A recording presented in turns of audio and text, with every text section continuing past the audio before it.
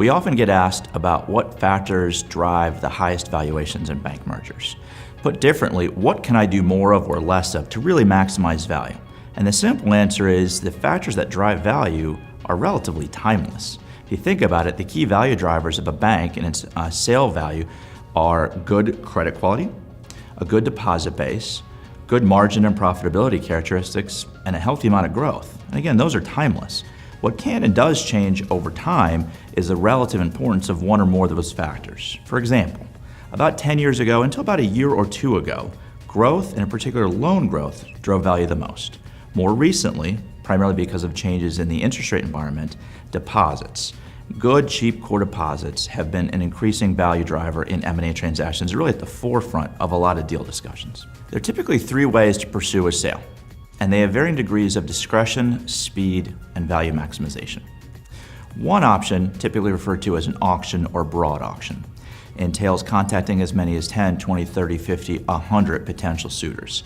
That gives you the most leverage, and typically the conventional wisdom is the highest value, but almost certainly the least discretion. The more folks you talk to, the more likelihood of indiscretion. On the other end of the spectrum is what we call a one-off or negotiated transaction. That'd be a one-on-one discussion that typically maximizes discretion. However, it may or may not maximize value, and it typically takes the longest. Therein lies maybe the third option, which we typically recommend as the Goldilocks option, a discrete process. We involve 3 to 5, up to maybe as many as 8 or 10 parties.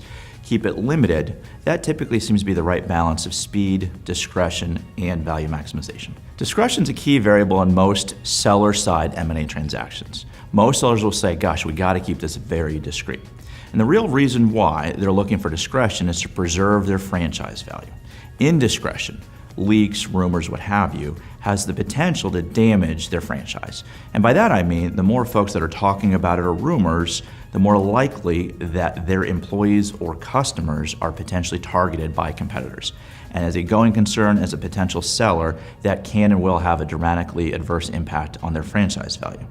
Interestingly, discretion commonly is at odds with or can be at odds with value maximization. There's always a healthy balance of keeping things absolutely discreet, but making sure enough potential buyers are talked to make sure you have options, leverage, and your maximized value.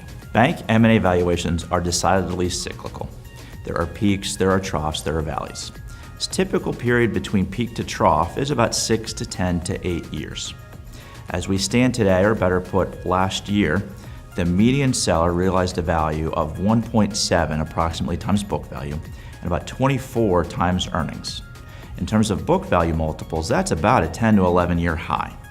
In terms of earnings multiples, I would argue we may be at an all-time high.